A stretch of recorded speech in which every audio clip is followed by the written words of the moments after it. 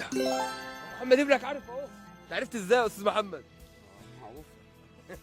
لا مش معروف، انا جايبها من جوجل. انا ما كنتش اعرفها. الف مبروك يا باشا، كسبت معانا انت كمان 1000 جنيه. الف مبروك. بس كده هي دي المسابقه، واسئله ومعلومات ثقافيه. دخلتكم بس، هي دخلتكم اللي تجهز برضه. انتوا على دماغي. انا كده زعلتكم في اي حاجه؟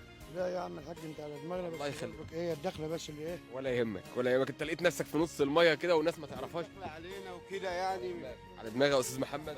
معلش والله يا استاذ، احنا اسفين والله، معلش. لا، لا. احنا مش نعرفك والله، معلش. ده انا اللي اسف، انا اللي اسف والله. طيب انتوا موافقين نذيع الحلقه دي؟ ماشي زين. الف يا مبروك. باشا. شكرا يا باشا. حبيبي. بالنسبه لقلب الجمبري والاستاكوزا، انا هستنى بقى اشوف التعليقات. قولوا لي كده، قلب الجمبري موجود فين في جسم الجمبري؟ في الراس ولا في الجسم ولا في الديل ولا فين بالظبط؟